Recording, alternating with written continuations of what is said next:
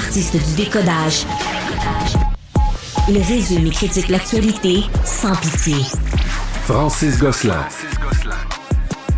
Le Comic-Con de Montréal se déroulera du 5 au 7 juillet prochain au Palais des Congrès. Le Comic-Con, c'est une grande foire de tout ce qui est univers comique, mais aussi fictif, science-fiction. C'est un univers que j'aime personnellement énormément. Nice. Et j'ai l'occasion d'être avec Jason Rockman, qui est porte-parole donc, du Comic-Con de Montréal, et Jean-François Bérard, qui est notre ami, partenaire, qui travaille d'ici. Jovialiste.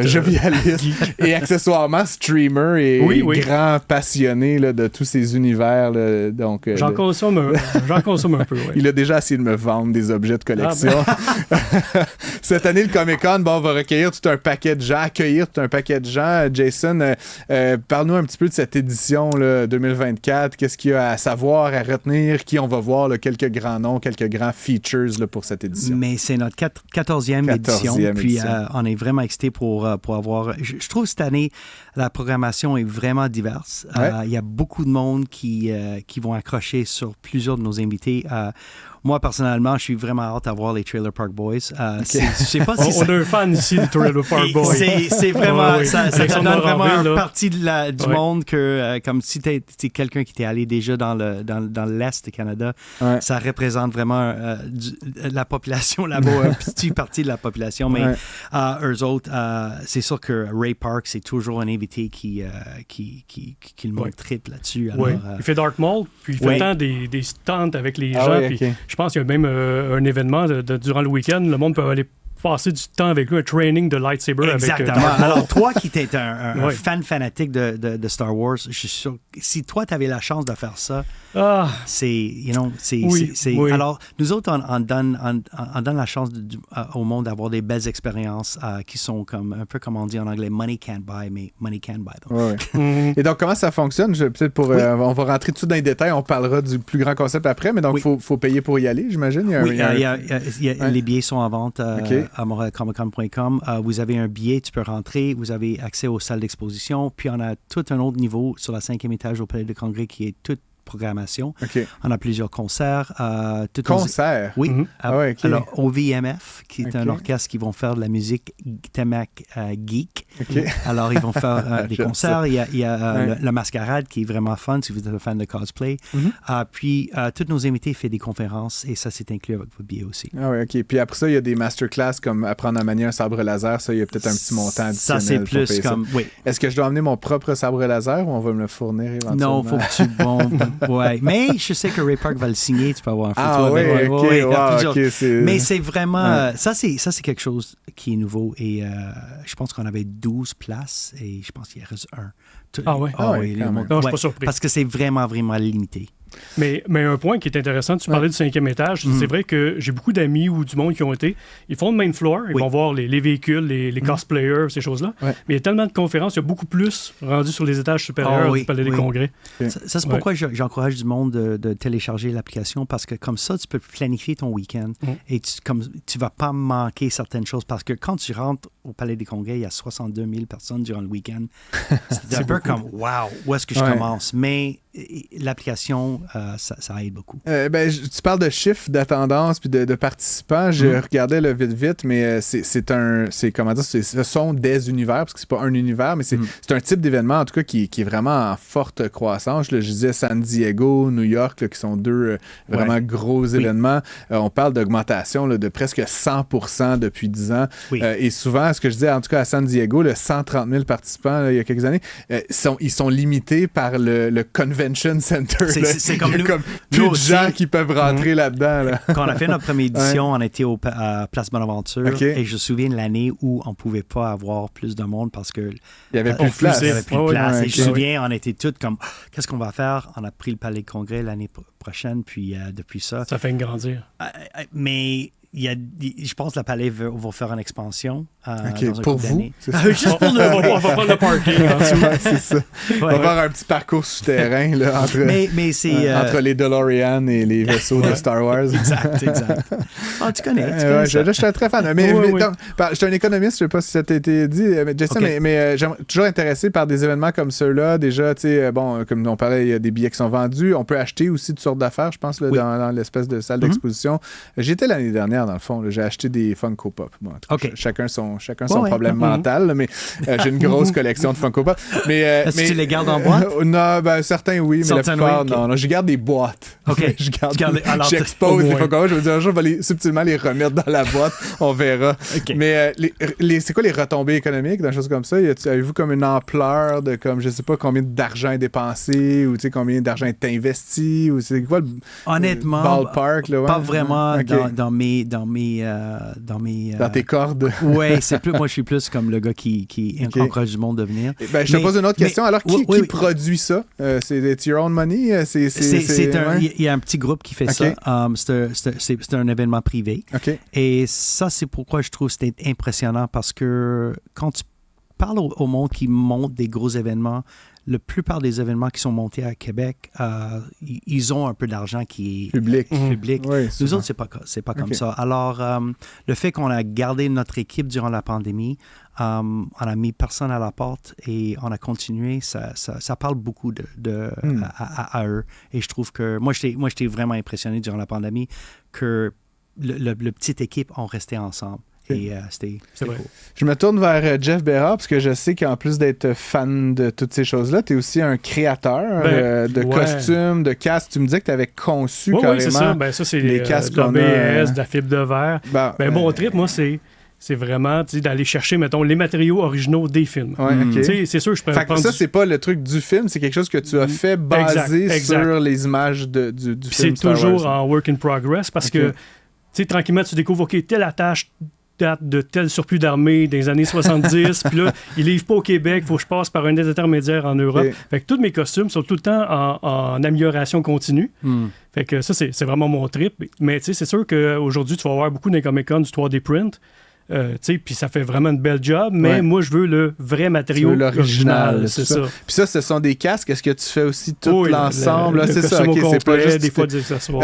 J'ai toujours rêvé, moi, de faire un Halloween en Stormtrooper, là, juste pour impressionner mes voisins, mais combien ça coûte, mettons, un vrai kit, pas une patente Amazon à 38$? Là. Je te dirais...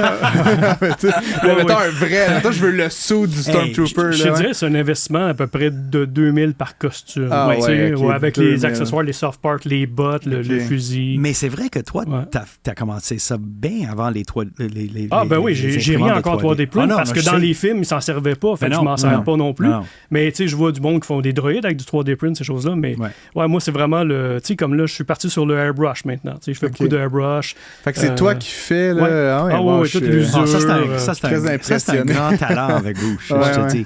Mais moi, j'ai du fun à faire ça. Ça me détend, tu sais. Entre ça et écouter Cube, les fins de semaine, qu'est-ce que je fais? Je fais des costumes en écoutant Cube. En écoutant Cube. C'est ça. Fait que tu dis 2000$, mettons, à peu près, un Stormtrooper. Mais tu sais, ça peut aller jusqu'à des costumes comme le Short Trooper. Je sais pas si on a des photos, si tu as passé les photos, Jean-Philippe.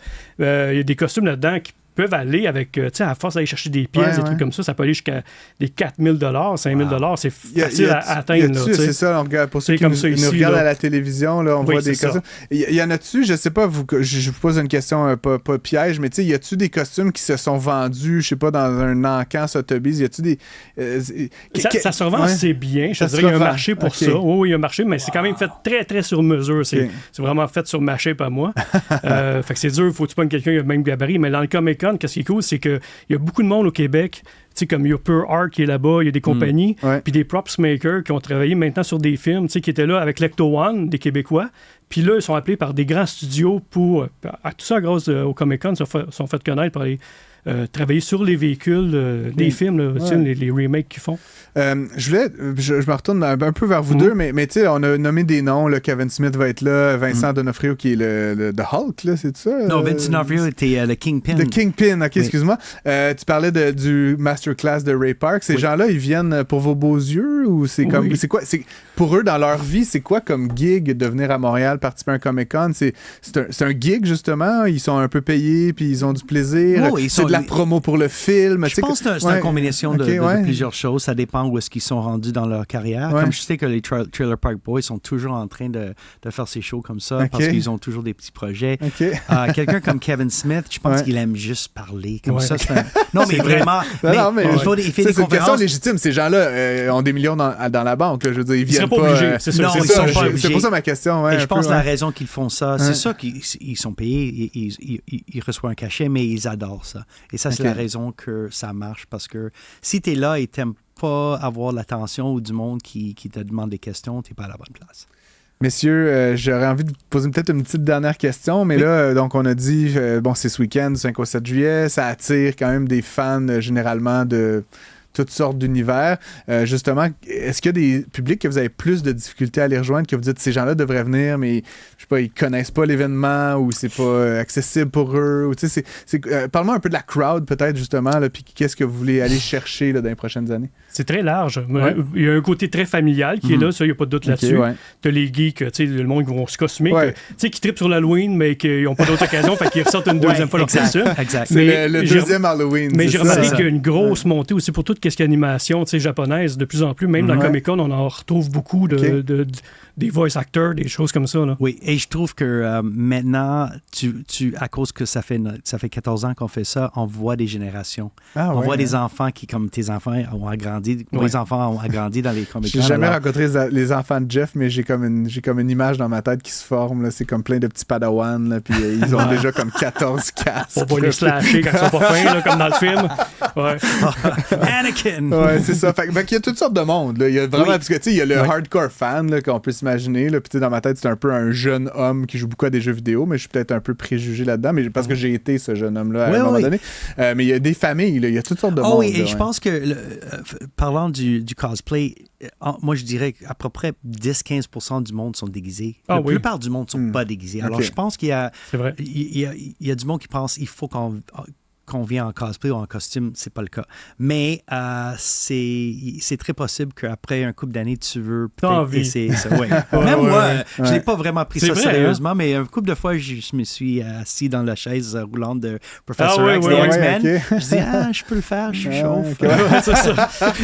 C'est bon, t'as déjà c'est plus difficile pour moi, Jason, comme tu peux me l'imaginer. Je vous pose une dernière question, mais quand on regarde, mettons, là, c'est la 14e édition, tu disais, Jason. Un événement comme celui-là, on le prévoit, j'imagine, à chaque année. Là, mais tu disais, pendant la pandémie, vous avez quand même gardé votre monde, ce qui implique comme une vision un peu à long terme. C'est pas un one-off, c'est pas un home run que tu fais une bonne année puis on s'en va.